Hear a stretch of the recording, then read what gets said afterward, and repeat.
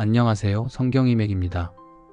우리는 평생 땀 흘려 일하고 때로는 해결되지 않는 고통을 겪습니다. 특히 인생의 깊은 경험을 하신 시니어분들이나 신앙생활을 막 시작하신 초신자분들도 한 번쯤 이런 질문을 던지실 겁니다. 우리는 왜 이렇게 힘들게 살아야 할까? 도대체 이 고통의 시작은 무엇일까?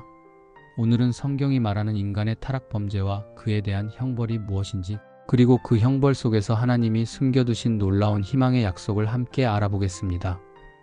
성경은 이 고통의 시작을 에덴 동산의 사건, 즉 아담과 하와의 타락 범죄에서 찾습니다. 여러분, 타락은 단순히 과일 하나를 따먹은 문제가 아니었습니다. 창세기 2장 17절에서 하나님은 선악을 알게 하는 나무의 열매는 먹지 말라. 내가 먹는 날에는 반드시 죽으리라고 명령하셨습니다. 그런데 아담과 하와는 사탄의 말을 듣고 이 하나님의 말씀을 의심했습니다. 타락의 본질은 누구의 말을 더 신뢰할 것인가?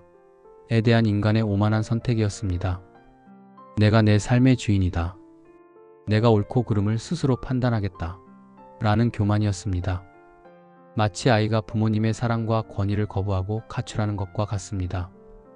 부모님의 품에는 생명과 안전이 있는데 스스로 집을 나가 고독과 위험을 선택한 것이 바로 타락입니다. 이로써 하나님과의 관계가 완전히 끊어지게 되었습니다. 이 타락에 대한 하나님의 형벌은 내가 먹는 날에는 반드시 죽으리라는 사망 선고였습니다. 여기서 말하는 사망은 1차적으로 영적인 죽음입니다. 시니어분들의 눈높이에서 쉽게 설명해 드리겠습니다.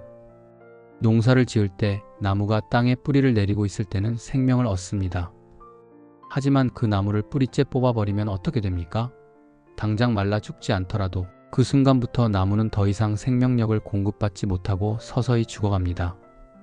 형벌로서의 사망은 바로 이 생명의 근원이신 하나님과의 관계가 단절된 뿌리 뽑힌 상태를 의미합니다. 이 영적인 사망의 결과가 우리의 삶에서 구체적인 고통으로 나타납니다. 창세기 3장 17절에서 하나님은 아담에게 땅은 너로 말미암아 저주를 받고 너는 내 평생에 수고하여야 그 소산을 먹으리라고 하셨습니다. 이전에는 쉽게 얻던 풍요를 이제는 땀과 수고 없이는 열매를 얻을 수 없는 고통스러운 노동이 되었습니다. 여러분, 왜 우리가 매일 힘들게 살아야 할까요? 왜 열심히 일해도 채워지지 않는 허무함을 느낄까요? 이것은 타락 이후 우리 삶의 모든 영역에 부여된 저주의 족쇄이며 하나님을 떠난 피조물이 겪는 죽음의 과정인 것입니다. 그러나 성경의 가장 놀라운 진실은 바로 여기에 있습니다. 하나님은 형벌을 선고하시는 그 비극적인 순간에도 사랑을 거두지 않으셨다는 것입니다. 하나님은 심판의 말씀 가운데 구원의 약속을 숨겨두셨는데 이를 원시 복음이라고 부릅니다. 창세기 3장 15절입니다. 여자의 후손은 내 머리를 상하게 할 것이요 너는 그의 발꿈치를 상하게 할 것이니라.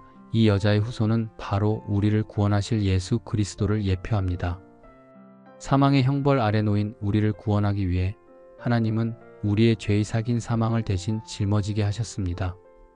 뿌리가 뽑혀 죽어가는 우리를 다시 살리시기 위해 예수님께서 십자가에 못 박혀 생명의 뿌리 역할을 대신하셨습니다. 타락의 형벌은 예수 그리스도 안에서 완전히 끝났습니다. 우리에게는 사망 대신 영생, 즉 하나님과의 영원한 관계 회복이 선물로 주어졌습니다. 이제 우리는 이 땅에서 고통과 수고를 겪지만 그리스도인에게 이 고통은 더 이상 저주가 아닙니다. 이미 사망의 형벌은 그리스도께서 대신 받으셨기 때문입니다. 여러분이 겪는 모든 고난은 저주가 아니라 단련입니다. 이 고난은 우리가 우리의 힘으로 살 수 없음을 깨닫고 오직 그리스도께만 매달리게 하는 표지판이 됩니다. 우리의 삶의 목표는 다시 에덴으로 돌아가는 것이 아니라 예수 그리스도를 통해 완성된 새 하늘과 새 땅, 즉 하나님 나라를 바라보며 믿음으로 사는 것입니다. 오늘 말씀은 여기까지이고요. 여러분의 생각 댓글로 남겨주시고 오늘 내용에 공감하셨다면 좋아요와 구독 꼭 부탁드립니다. 지금까지 성경이맥이었습니다.